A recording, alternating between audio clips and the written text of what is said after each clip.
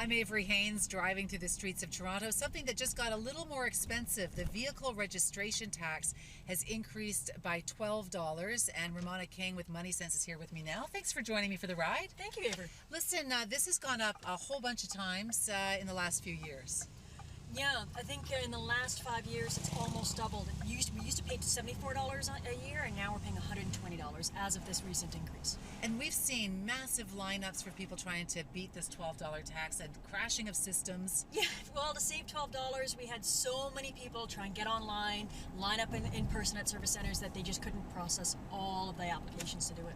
All right, the reason why that's happening is it's so expensive to drive in the city and to commute as well. What are some of the stats that you have? Well, I think the CAA did a numbers game a few years ago, and they found that there was about a $9,500 cost if you drove a small car. If you drive something like an SUV or a van, it's about $13,000 per year on average. If you drive about 24,000 kilometers per year. And that's kind of like if you don't use your car for commuting and you only use it on the weekends. So some $13,000 just to have a car for getting around the city. Yes. And then obviously a heck of a lot more for people who are driving in, which is a big part of the population. Well, and this is the thing, is it's expensive to have this car, but it's also expensive to take transit. I think we crunched on our numbers when we did urban suburban. So we looked at real estate and where you live in the city. And we looked at suburban Toronto and we looked at urban Toronto. And the people that commute in about 30 minutes one way, they spend $3,000 in transit costs per year. And 30 minutes, just to give you a rough idea of where that is, that's anything west of Roncesvalles, anything north of Lawrence, and anything east of Birchmount. So commuting is also costing a big amount of money if you're using public transit. Absolutely. And obviously if you have one car, it's a certain cost. If you have two, it's more, but I cannot believe how much more it is to have a second car. Well, there's lots of people around the world actually crunching these numbers, and one of the international organizations that looks at commuting costs and urban development, they estimate that it's about $200,000 if you add a second car.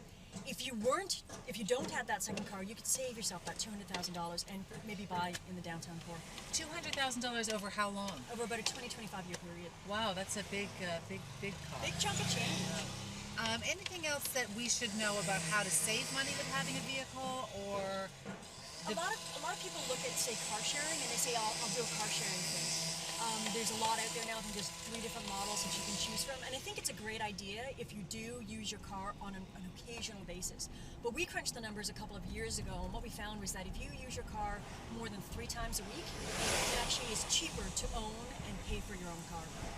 Cheaper than using the car sharing service if you use it 3 times a week? Yes, if you use it 3 times or more each week, it's actually cheaper to own your own car. Even though you might have it sitting in your driveway 5 days a week and you're only using it on Saturday or Sunday, if you use that car 2 or 3 times in that weekend, it's actually cheaper to just pay for your car yourself. And that's tough because you really want to try and find people an alternative to the expensive costs of owning a car.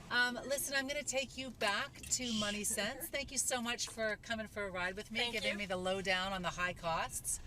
Thanks so much.